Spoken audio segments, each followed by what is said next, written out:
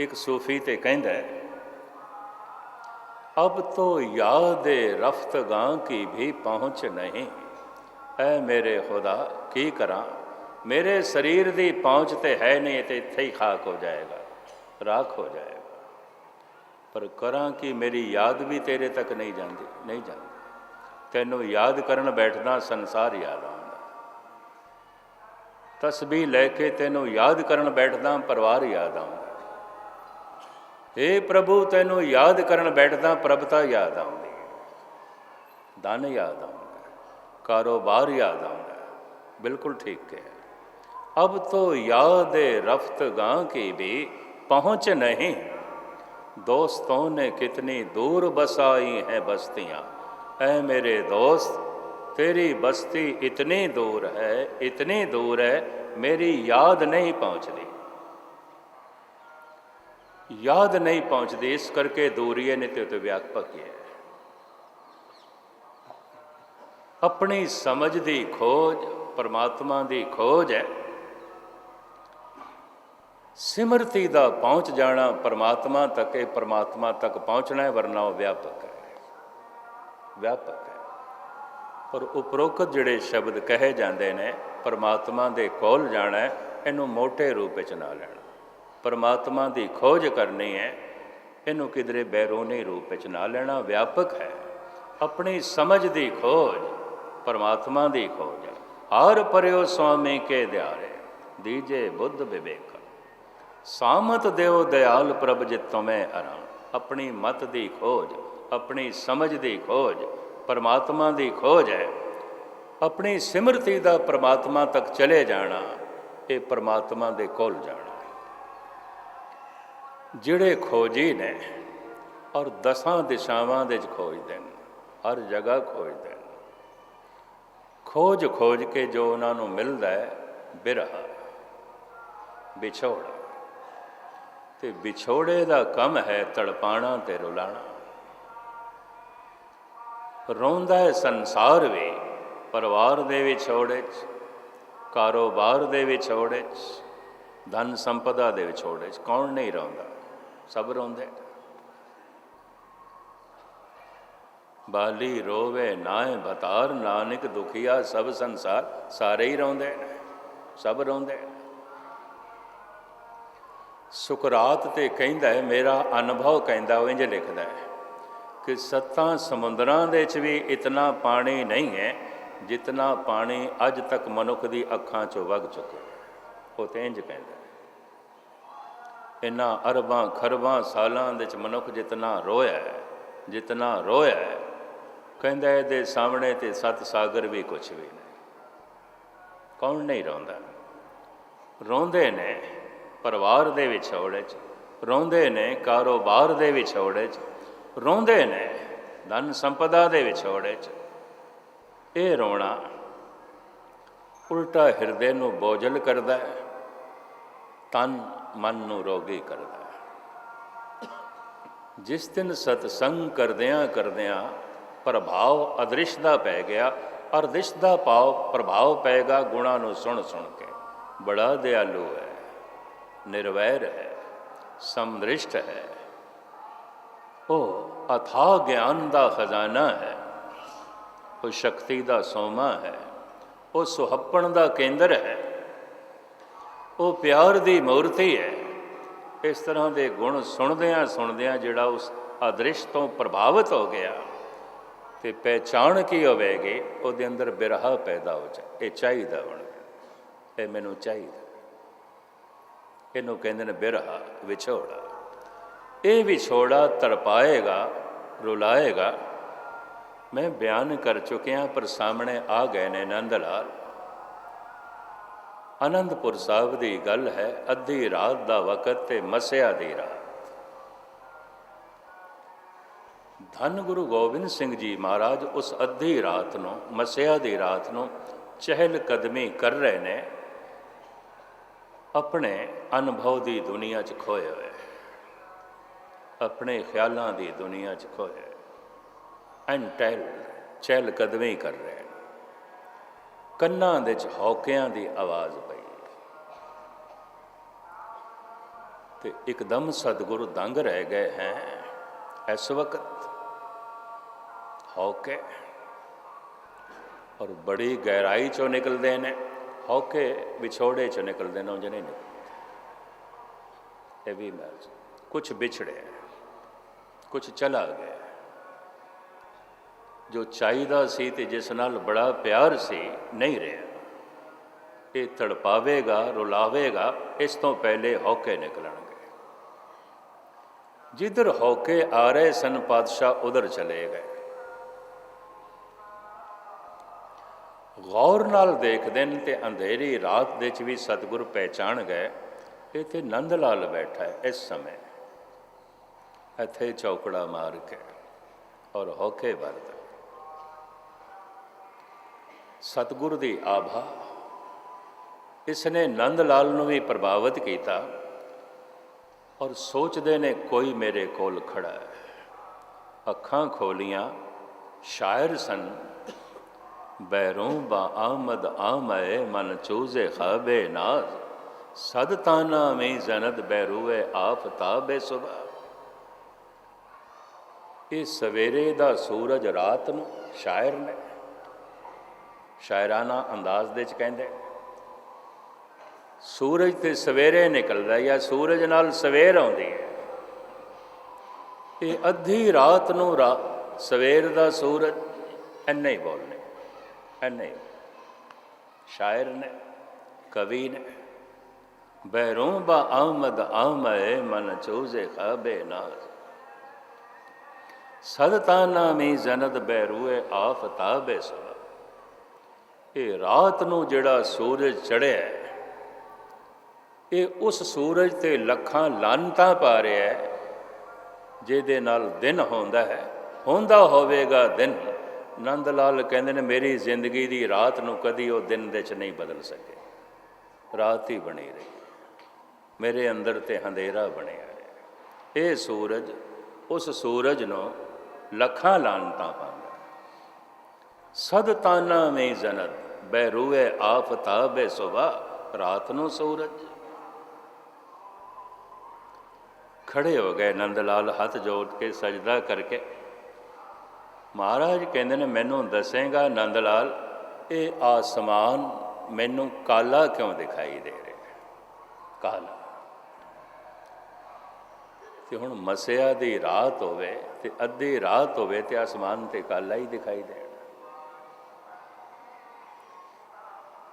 रमज दे बोल प्रश्न ये काला क्यों दिखाई दे रहा?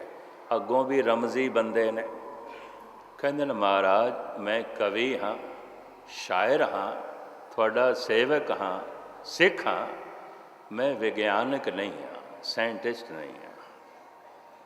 ये कालख क्यों दिखाई देंदी है? मैं प्राकृतिक खोजी नहीं हाँ, विज्ञानक नहीं हाँ, साइंटिस्ट नहीं हाँ, एक अदना सेवक थोड़ा ते शायर। महाराज कहते हैं तू कबूल कर रहा है शायर है, शायर है। शायर की कल्पना आती है, शायर का तखयल आता है। शायर ख्यालों की दुनिया जीवता है, कल्पनावां की दुनिया जींदा है। शुद्ध कल्पनावां, चंगे ख्याल। चल तू अपने तखयल नाल दस आसमान काला क्यों दिखाई दे रहा है मैनू? शायर ते हैं, तू कबूल कर लिया, कवि ते हैं, तेरी कल्पना की आखदी है, तेरा तखयल की आखदा है।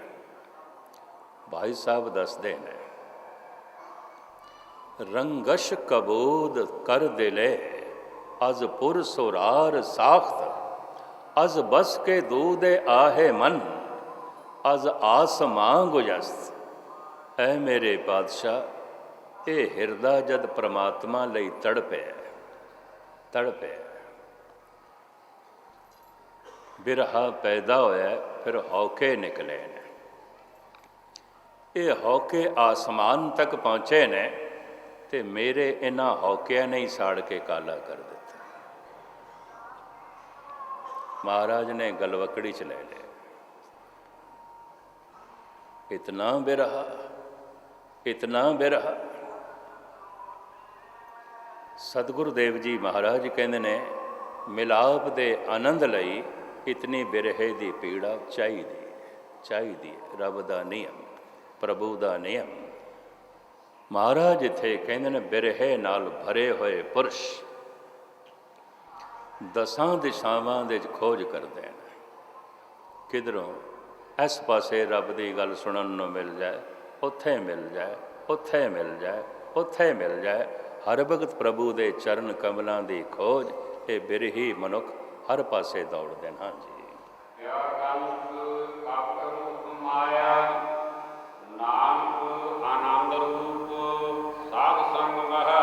ਸਤ ਸੰਗ ਦੇ ਚ ਬੈਠ ਕੇ ਪ੍ਰਭੂ ਦੀਆਂ ਗੱਲਾਂ ਸੁਣ ਕੇ ਰਸ ਲੈਂਦੇ ਨੇ, ਖੇੜਾ ਲੈਂਦੇ ਨੇ, ਔਰ ਇਹ ਉਸ ਮਾਇਆ ਦਾ ਤਿਆਗ ਕਰ ਦਿੰਦੇ ਨੇ। ਕਿਸ ਮਾਇਆ ਦਾ?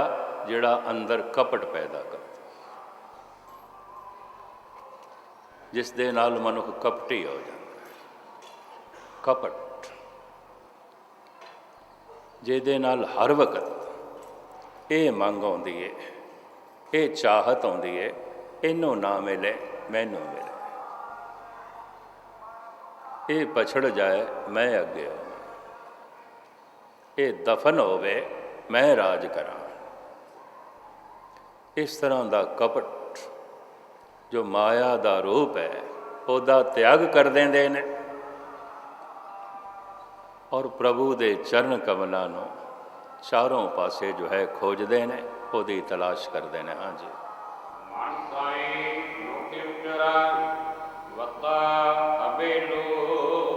ਹਰ ਪਾਸੇ, ਹਰ ਲੋਕ ਦੇ ਵਿੱਚ ਇਸ ਤਰ੍ਹਾਂ ਦਾ ਪੁਰਸ਼ ਭਰਮਣ ਕਰਦਾ ਹੈ। ਹਿਰਦੇ ਦੇ ਸਾਈਂ ਦਾ ਪਿਆਰ ਰੱਖ ਕੇ, ਜ਼ਬਾਨ ਦੇ ਉੱਤੇ ਉਸ ਦੀ ਉਸਤਤ ਕਰਕੇ, ਮੁਖ ਸਾਈਂ, ਮੁਖ ਦੇ ਨਾਲ ਪ੍ਰਭੂ ਦੀ ਉਸਤਤੀ ਕਰਦਾ, ਉਹਦੇ ਗੀਤ ਗਾਉਂਦਾ, ਹਿਰਦੇ ਦੇ ਸਾਈਂ ਦਾ ਪਿਆਰ ਰੱਖਦਾ ਹੈ। ਜਗ੍ਹਾ ਜਗ੍ਹਾ ਤਲਾਸ਼, ਇੱਥੋਂ ਕਿਧਰੇ ਪੂਰੀ ਗੱਲ ਸੁਣਨ ਨੂੰ ਮਿਲ ਜਾਏ, ਉੱਥੇ ਕਿਧਰੇ ਪੂਰੀ ਗੱਲ ਸੁਣਨ ਨੂੰ ਮਿਲ ਜਾਏ। ਹਾਂਜੀ। ਨਾਨਕ ਸਭ ਆਡੰਬਰ ਕੂੜਿਆ, ਸੁਣ ਜੀਵਾ ਸੱਚੀ ਸੋਏ। ਪਰਮਾਤਮਾ ਦੀ ਸੱਚੀ ਸ਼ੋਭਾ ਸੁਣ ਕੇ ਹੀ ਆਤਮਿਕ ਜੀਵਨ ਦੀ ਪ੍ਰਾਪਤੀ ਹੁੰਦੀ ਹੈ। ਬਾਕੀ ਸਾਰੇ ਦਾ ਸਾਰਾ ਕੂੜਾ ਅਡੰਬਰ ਹੈ, ਝੂਠ ਹੈ, ਮਿਥਿਆ ਹੈ। ਹਾਂਜੀ। ਬਸਤਾ ਟੁੱਟੀ ਝੁੰਪੜੀ, ਚੀਰ ਸਭ ਛਿਨਾ। ਮਨੁੱਖ ਨੂੰ ਮਹਾਨ ਸਮਝਣ ਦੇ ਦੋ ਪੈਮਾਨੇ ਨੇ। ਇੱਕ ਤੇ ਇਹਦੇ ਕੋਲ ਰੱਬੀ ਗੁਣ ਕਿਤਨੇ ਨੇ, ਇਹ ਮਨੁੱਖ ਨੂੰ ਨਾਪਣ ਦਾ ਪੈਮਾਨਾ। ਦੂਜਾ ਨਾਪਣ ਦਾ ਪੈਮਾਨਾ ਹੈ ਇਹਦੇ ਕੋਲ ਧਨ ਕਿਤਨਾ ਹੈ, ਇਹਦੇ ਕੋਲ ਪ੍ਰਭਤਾ ਕਿਤਨੇ ਹੈ, ਔਰ ਇਹਦੀਆਂ ਬਾਹੂ ਬਾਵਾਂ,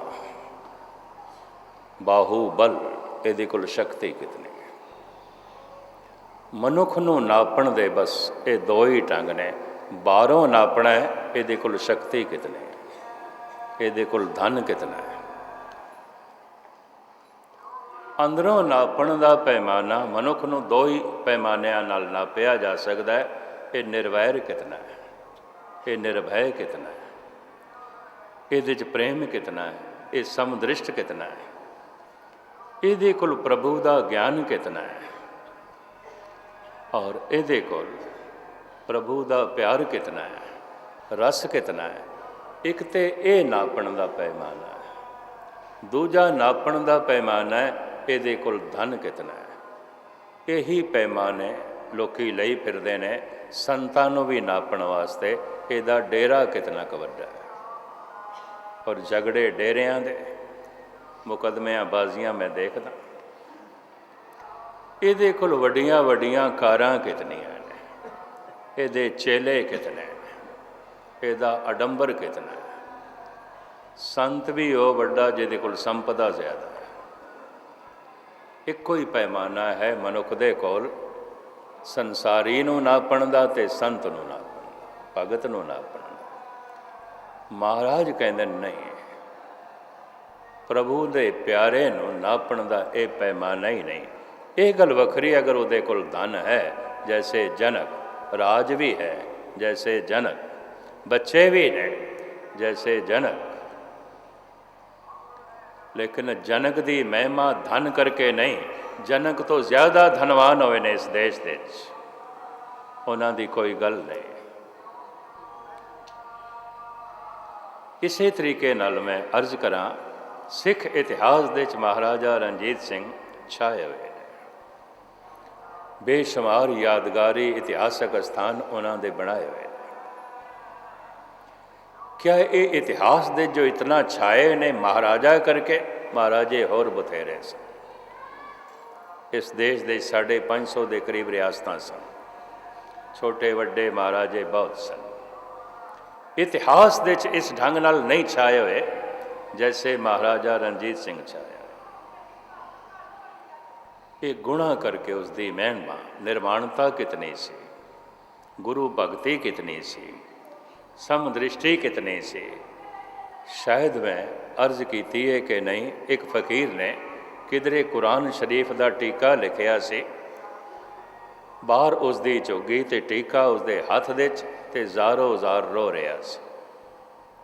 ਕਦੀ ਮਹਾਰਾਜਾ ਸਾਹਿਬ ਨੂੰ ਤੇ ਦੇਖਿਆ ਨਹੀਂ ਸੀ। ਦਿਨ ਭਰ ਸ਼ਿਕਾਰ ਖੇਡ ਕੇ ਸਾਥੀਆਂ ਨਾਲ ਵਾਪਸ ਆ ਰਹੇ ਸਨ। ਰੋਂਦਾ ਹੋਇਆ ਵੇਖ ਕੇ ਮਹਾਰਾਜਾ ਸਾਹਿਬ ਉਤਰ ਪਏ। ਰੋ ਰੋ ਕੇ ਉਹ ਕਹਿ ਰਿਹਾ ਸੀ, ਐ ਖੁਦਾ, ਜੇ ਕਿਧਰੇ ਦੇਸ਼ ਦਾ ਮਹਾਰਾਜਾ, ਕਿਧਰੇ ਦੇਸ਼ ਦਾ ਹੁਕਮਰਾਨ ਮੁਸਲਮਾਨ ਆਉਂਦਾ ਤੇ ਮੇਰੇ ਇਹ ਜਿਹੜਾ ਕੁਰਾਨ ਦਾ ਤਰਜਮਾ ਮੈਂ ਕੀਤਾ, ਇਹ ਸਾਰੀਆਂ ਵੱਡੀਆਂ ਵੱਡੀਆਂ ਮਸਜਿਦਾਂ 'ਚ ਪਹੁੰਚ ਜਾਂਦਾ। ਇਹਨੂੰ ਇਤਨਾ ਮੈਂ ਲਿਖਾਂ ਔਰ ਇਤਨੀਆਂ ਕਾਪੀਆਂ ਮੈਂ ਵੰਡਿਆਂ, ਇਹ ਮੇਰੀ ਸਮਰੱਥਾ ਹੈ। ਪਰ ਕੀ ਕਰਾਂ, ਦੇਸ਼ ਦਾ ਰਾਜਾ ਇੱਕ ਸਿੱਖ ਹੈ, ਸਿੱਖ ਹੈ। ਉਹਨੂੰ ਨਹੀਂ ਪਤਾ ਰਾਜਾ ਸਾਹਮਣੇ ਖੜਾ ਹੈ। ਮਹਾਰਾਜਾ ਰਣਜੀਤ ਸਿੰਘ ਨੇ ਪੁੱਛ ਲਿਆ, ਫਕੀਰ ਸਾਈਆਂ, ਤੈਨੂੰ ਇਤਰਾਜ਼ ਕਿਉਂ ਹੈ ਕਿ ਇੱਕ ਰਾਜਾ ਸਿੱਖ ਹੈ? ਇਤਰਾਜ਼ ਹੈ, ਐ ਮੈਂ 20 ਸਾਲ ਮਿਹਨਤ ਕੀਤੀ ਹੈ, ਇਹ ਹੁਣ ਮੇਰੇ ਕੋਲ ਹੀ ਰਹਿ ਜਾਏਗੀ, ਇਹ ਵੱਡੀਆਂ ਵੱਡੀਆਂ ਮਸਜਿਦਾਂ 'ਚ ਨਹੀਂ ਪਹੁੰਚੇਗੀ। ਮਹਾਰਾਜਾ ਰਣਜੀਤ ਸਿੰਘ ਹੱਥ ਜੋੜ ਕੇ ਕਹਿੰਦੇ ਨੇ, ਫਕੀਰ ਸਾਈਂ, ਇਹ ਕੁਰਾਨ ਸ਼ਰੀਫ ਮੈਨੂੰ ਦੇ, 3 ਮਹੀਨੇ ਦੀ ਮੌਲਤ, ਮੈਂ ਸਾਰੀਆਂ ਮਸਜਿਦਾਂ 'ਚ ਪਹੁੰਚਾ ਦਿਆਂ। ਮੈਂ ਸਾਰੀਆਂ ਮਸਜਿਦਾਂ 'ਚ ਪਹੁੰਚਾ ਦਿਆਂਗਾ। ਘੂਰ ਕੇ ਗੌਰ ਨਾਲ ਦੇਖਿਆ ਹੈ, ਇੱਥੇ ਮਹਾਰਾਜਾ ਰਣਜੀਤ ਸਿੰਘ ਔਰ ਮੇਰੇ ਕੋਲ ਹੱਥ ਜੋੜਦੇ ਪੈਣ ਔਰ ਮੰਗਦੇ ਪੈਣ, ਐਨੇ ਫਰਾਗ ਦਿਲ। ਫਿਰ ਇਹ ਫਕੀਰ ਕਹਿੰਦਾ, ਦੇਂਦਾ ਮੈਂ ਤੁਹਾਨੂੰ ਕੁਰਾਨ ਸ਼ਰੀਫ ਹੈ, ਪਰ ਮੈਨੂੰ ਦੁਆ ਕਰਨ ਲੈਣ ਦਿਓ। ਕੀ ਦੁਆ ਕਰਨੀ ਹੈ? ਕਹਿੰਦਾ, ਐ ਮੇਰੇ ਖੁਦਾਵੰਦ ਤਾਲਾ, ਹਰ ਦੇਸ਼ ਦਾ ਬਾਦਸ਼ਾਹ ਬਣਾਵੇਂ ਮਹਾਰਾਜਾ ਰਣਜੀਤ ਸਿੰਘ ਜੈਸਾ। ਪੰਜ ਕਹਿਣ, ਮੈਂ ਇਹ ਦੁਆ ਕਰਦਾ, ਮੈਂ ਫਰਿਆਦ ਕਰਦਾ। ਇਤਨੇ ਸਮਦ੍ਰਿਸ਼ਟ। ਇੱਕ ਤੇ ਹੁੰਦਾ ਹੈ ਮਨੁੱਖ ਨੂੰ ਗੁਣਾ ਕਰਕੇ ਨਾਪਣਾ, ਇੱਕ ਹੁੰਦਾ ਹੈ ਮਨੁੱਖ ਨੂੰ ਧਨ ਸੰਪਦਾ ਤੇ ਪ੍ਰਭਤਾ ਕਰਕੇ ਨਾਪਣਾ। ਬਹੁਤਾਤ ਦੇ 'ਚ ਇਹੀ ਪੈਮਾਨਾ ਹੈ। ਇਸੇ ਨਾਲ ਮਨੁੱਖ ਨੂੰ ਜੋ ਹੈ ਨਾਪਦਾ, ਇਹਦੇ ਕੋਲ ਧਨ ਕਿਤਨਾ, ਇਹਦੇ ਕੋਲ ਪ੍ਰਭਤਾ ਕਿਤਨੀ ਹੈ, ਇਹਦੇ ਕੋਲ ਸ਼ਕਤੀ ਕਿਤਨੀ। ਮਹਾਰਾਜ ਹੁਣ ਇੱਥੇ ਕਹਿੰਦੇ ਨੇ, ਅਗਰ ਕੋਈ ਸਾਰੀ ਸ੍ਰਿਸ਼ਟੀ ਦਾ ਰਾਜਾ ਵੀ ਹੋਵੇ ਤੇ ਰਾਜਾ ਨਹੀਂ ਹੈ, ਸਾਰੀ ਸ੍ਰਿਸ਼ਟੀ ਦਾ ਰਾਜਾ ਕੌਣ ਹੈ? ਇਸ ਪੌੜੀ ਦੇ ਜਿਹੜੀ ਛਾਪ ਸਾਡੇ ਸਾਹਮਣੇ ਰੱਖੀ ਹੈ, ਸਿਲਸਿਲਾਵਾਰ ਆਪ ਸਰਵਨ ਕਰੋ। ਬਸਤਾ ਟੂਟੀ ਝੌਂਪੜੀ ਚੀਰ ਸਭ ਛਿੰਨਾ। ਸ਼ਹਿਰ ਤੋਂ ਬਾਹਰ ਕਿਸੇ ਟੁੱਟੀ ਝੋਗੀ ਦੇ 'ਚ ਰਹਿੰਦਾ ਹੈ ਤੇ ਕੱਪੜੇ ਲੀਰਾਂ ਹੀ ਲੀਰਾਂ, ਲੀਰਾਂ ਹੀ ਲੀਰਾਂ। ਸਾਫ ਕੱਪੜੇ ਵੀ ਕੋਈ ਨਹੀਂ ਔਰ ਪੂਰੇ ਕੱਪੜੇ ਵੀ ਕੋਈ ਨਹੀਂ, ਰਹਿਣ ਨੂੰ ਮਕਾਨ ਵੀ ਕੋਈ ਨਹੀਂ, ਟੁੱਟੀ ਫੁੱਟੀ ਝੌਂਪੜੀ, ਪਹਿਨਣ ਨੂੰ ਲੀਰਾਂ ਲੀਰਾਂ ਕੱਪੜੇ। ਹਾਂਜੀ,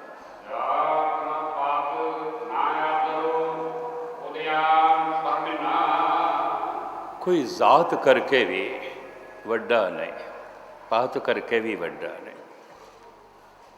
ਜੈਸੇ ਕੋਈ ਉਜਾੜ ਦੇ 'ਚ ਭਰਮ ਕਰਦਾ ਹੋਵੇ, ਕੋਈ ਸੰਗੀ ਸਾਥੀ ਨਹੀਂ, ਇਸ ਤਰ੍ਹਾਂ ਦਾ ਹੋਵੇ। ਕੋਈ ਆਦਰ ਸਤਕਾਰ ਵੀ ਨਾ ਹੋਵੇ, ਕੋਈ ਜ਼ਾਤ ਪਾਤ ਵੀ ਨਾ ਹੋਵੇ, ਕੱਪੜੇ ਵੀ ਲੀਰਾਂ ਲੀਰਾਂ ਹੋਣ, ਝੁੱਗੀ ਵੀ ਟੁੱਟੀ ਫੁੱਟੀ ਹੋਵੇ। ਹਾਂਜੀ। ਜਾਤ ਨ ਪਾਸਨ ਆਦੁ ਉਦਿਆਨ ਪਰਮਨਾ, ਹਾਂਜੀ। ਮਿੱਤਰ ਨਾ ਏਠ ਧਨ ਰੂਪਹੀਣ, ਕਿਛ ਸਾਖ ਨਾਸਨਾ। ਕੋਈ ਉਸਦੇ ਮਿੱਤਰ ਵੀ ਨਾ ਹੋਵੇ, ਕੋਈ ਉਸਦੇ ਸੰਬੰਧੀ ਵੀ ਨਾ ਹੋਵੇ, ਕੋਈ ਉਹਦੇ ਕੋਲ ਚੰਗੀ ਸ਼ਕਲ ਸੂਰਤ ਵੀ ਨਾ ਹੋਵੇ। ਰੂਪ ਦਾ ਵੀ ਪ੍ਰਭਾਵ ਪੈਂਦਾ, ਉਹਦਾ ਕੋਈ ਚੰਗਾ ਰੰਗ ਰੂਪ ਵੀ ਨਾ ਹੋਵੇ, ਉਹਦੇ ਕੋਈ ਮਿੱਤਰ ਵੀ ਨਾ ਹੋਵੇ, ਉਹਦੇ ਕੋਈ ਸਾਕ ਸੰਬੰਧੀ ਵੀ ਨਾ ਹੋਵੇ, ਤੇ ਕਿਸੇ ਇਸ਼ਟ ਤੇ ਮਾਣ ਕਰਨ ਵਾਲਾ ਵੀ ਨਾ ਹੋਵੇ। ਧੰਨ ਗੁਰੂ ਗ੍ਰੰਥ ਸਾਹਿਬ ਜੀ ਮਹਾਰਾਜ ਦੀ ਬਾਣੀ ਉਸ ਇਸ਼ਟ ਨੂੰ ਵੀ ਮਾਇਆ ਮੰਨਦੀ ਹੈ ਜੋ ਪਰਮਾਤਮਾ ਦੇ ਵਿਚਕਾਰੇ ਦੀਵਾਰ ਖੜੀ ਹੋ ਜਾਏ। ਮਾਇਆ ਚਿਤ ਭਰਮੈ, ਮਨੁੱਖ ਦੇ ਮਨ ਨੂੰ ਮਾਇਆ ਭਰਮਾਉਂਦੀ ਹੈ, ਤੇ ਇਹਦੇ ਰੂਪ ਬਿਆਨ ਕਰਦੇ ਨੇ ਗੁਰੂ ਅਰਜਨ ਦੇਵ ਜੀ ਮਹਾਰਾਜ। ਮਾਇਆ ਚਿਤ ਭਰਮੈਣ ਇਸ਼ਟ ਮਿਤਰੇਕ ਬਾਂਧਵੇ। ਅਗਰ ਇਸ਼ਟ ਕਰਕੇ ਪਰਮਾਤਮਾ ਭੁੱਲ ਗਏ, बस अवतार करके निरंकार भुल गए, तो अवतार दीवार बन गए। महादेव को कहत सदाशिव, निरंकार का चीनत नैब। इष्ट अवतार अगर निरंकार दे विचकार दीवार बन गया माया है, परिवार दीवार बन गया माया है, धन संपदा दीवार बन गई है माया है, पर वो इष्ट भी माया है जो परमात्मा दे विचकार दीवार बन के खड़ा हो। और मनुख इष्ट ते जो है रुक गए। कोई इष्ट भी ना होवे, कोई मित्र भी नहीं, कोई साक नहीं, कोई संबंधी नहीं, चंगे कपड़े नहीं, चंगिया रहन दी कोई जो है कुटिया नहीं, टुट्टी फुट्टी जो है झोंपड़ी है, कोई जात नहीं, कोई पात नहीं, ते उद्यान दे उजाड़ दे भरमण करने वाला मनुख होवे। हाँ जी। राजा सगली सृष्टि का हर नाम मान पिना, पर जे उसका मन हरि नाम नाल भेजिया होया है, रब्बी प्यार नाल भेजिया होया है, ये सारी सृष्टि का राजा है, ये सारे संसार का बादशाह है।